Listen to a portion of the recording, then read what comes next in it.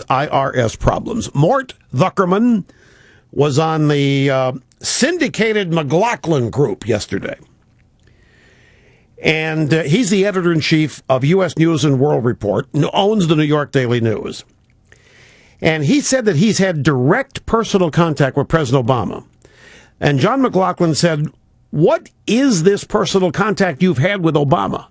I was a supporter of his and quite active in his campaign, and indeed in the first few months, almost a year. You visited the White House, you've talked to him, you've been part of groups visiting the White House. That's right. They talked to me a lot about it, and none of the programs which I proposed were adopted. Don't get me wrong. There's an old line, okay, that America used to boo the losers. This administration boos the winners. This administration boos the winners.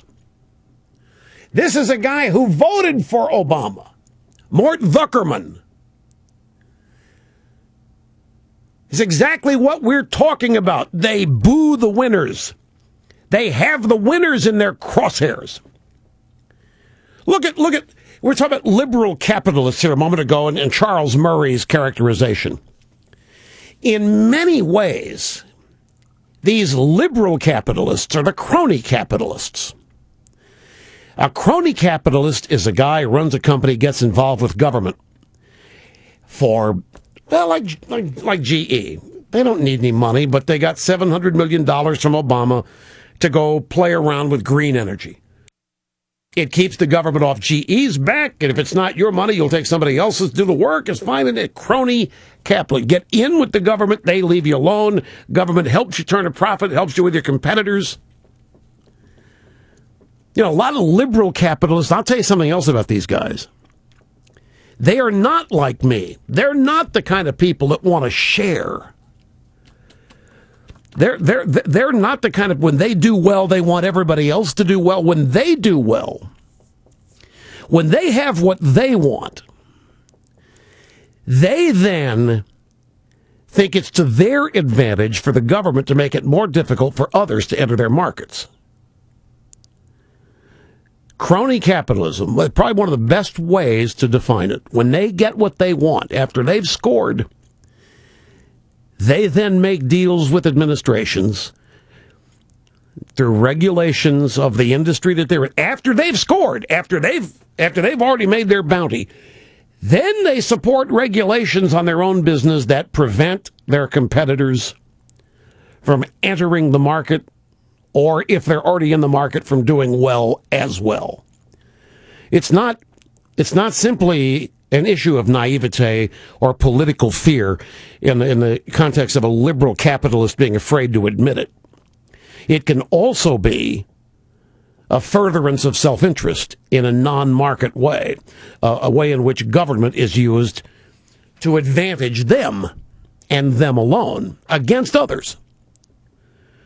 Now, the Obama administration is replete with such examples.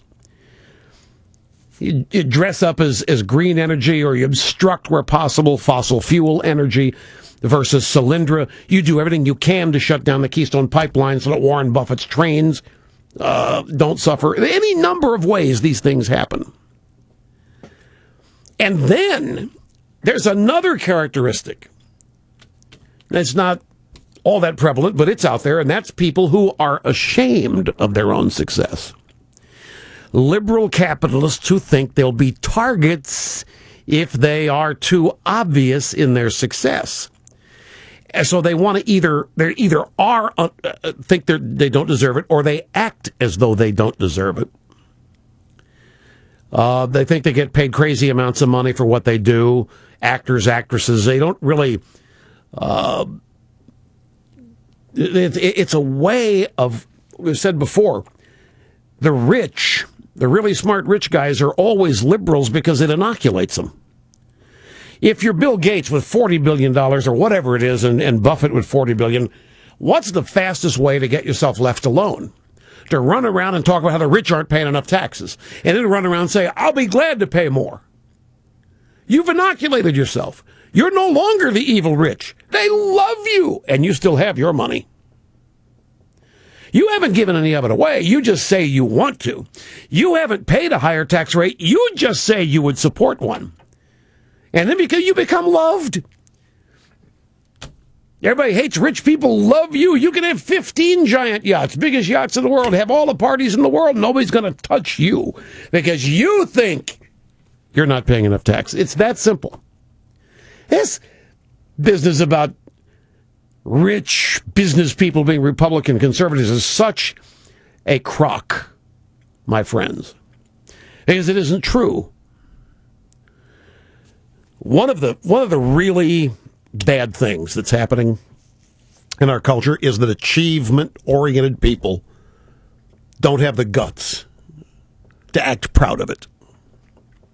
Successful people don't have the guts to act proud of it. Successful people don't engage in activity that's designed to inspire others to follow in their footsteps. Instead, they act embarrassed of it, or they try to camouflage it and hide it.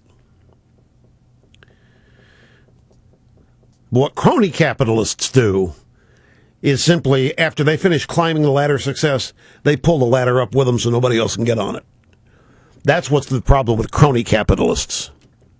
Government gives them the ladder. They climb up the ladder. After they got to the top, they take the ladder away. Nobody else can get on it and climb. And the market gets regulated in such a way that competitors are shut out. And nobody thinks it works that way. The average American with a high school diploma has no concept of that. They think what Obama wants them to think.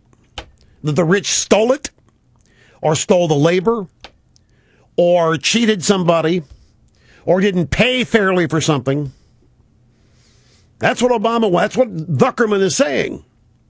This regime boos winners.